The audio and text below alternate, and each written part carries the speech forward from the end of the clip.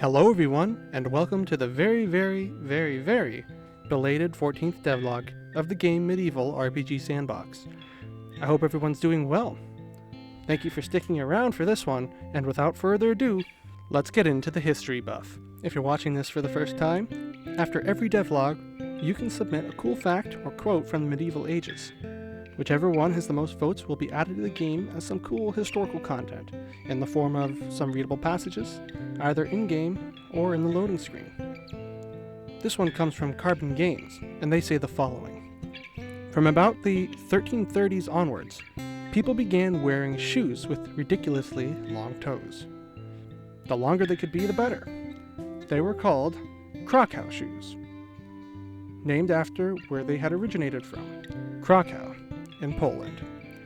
If you didn't win this time, you can always submit another post, or just resubmit your post for the next one. Now, on to what's new. Combat is once again on the menu and is being reworked. The new combat is still under heavy construction, but is now more functional than it ever has been. The combat is based on real weapon contact. This means that all weapons for combatants have an algorithm that finds a correct block position. Like real historical martial arts, it's very fast-paced, but it still needs to be gamified and readable. There are different attack types and mechanics being incorporated, like kicks, bashes, and thrusts. Because of the blocking algorithm, there is also a plan for weapon binding. That's when both weapons are making contact for an extended period of time, and both combatants are trying to gain the upper hand. Before I sign off, I'd like to leave you with a small teaser for the time being.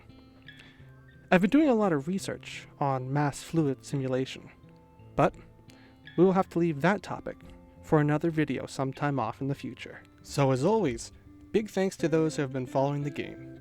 If you want to play the game, or you're not following the game and you wish to do so, there's a link in the description to the game, the roadmap, Discord, Reddit, and some alternatives.